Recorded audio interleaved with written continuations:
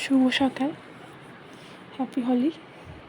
আশা করছি যে যেখান থেকে ভিডিওটি দেখছেন না কেন সবাই অনেক অনেক ভালো আছেন আর সুস্থ আছেন।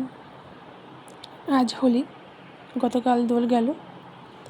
তো যাই হোক, শিকদাস লাইফস্টাইলের নতুন একটা ভিডিওতে সবাইকে অনেক অনেক সুস্বাগত জানিয়ে আমার ভিডিওটা এখান থেকে শুরু করছি।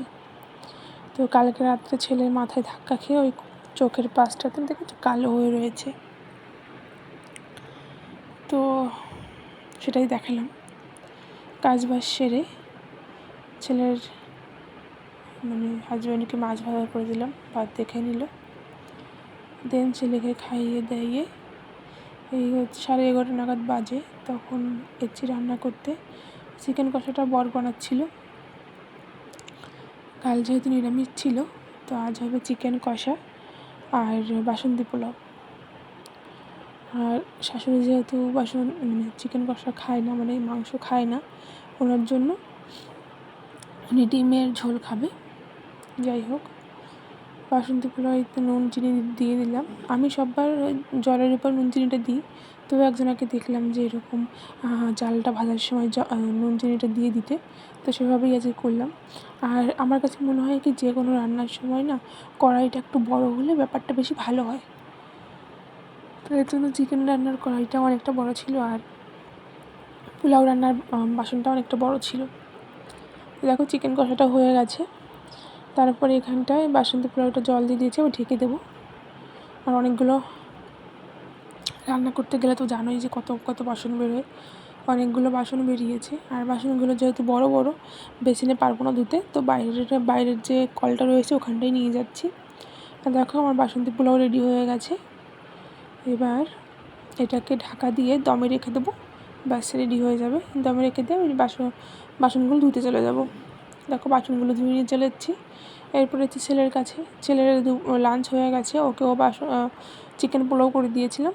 ও চিকেন পোলাওই পছন্দ করে, এছাড়া চিকেনটা খুব একটা খেতে পারে না, স্যুপ টুপ পছন্দ করে না। তো মাকে করে দিয়েছিলাম, মা খাইয়ে দিয়েছে বসে বসে। তো এই আর কি। তো আজকের দিনটা তোমাদের কার কেমন কাটলো অবশ্যই জানিও। আমরা হোলির দিনে রং খেলি না, আমরা ওই দোলের দিনই রংটা খেলি।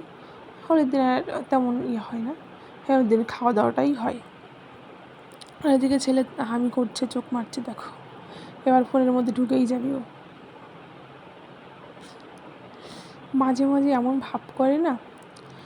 যাই হোক, তারপর ছেলে ঘুমিয়েছিল, ঘুম থেকে উঠেছে। একটু কাজে বেরোবো আমি, একটু কাজ রয়েছে, সেখানটায় যাব।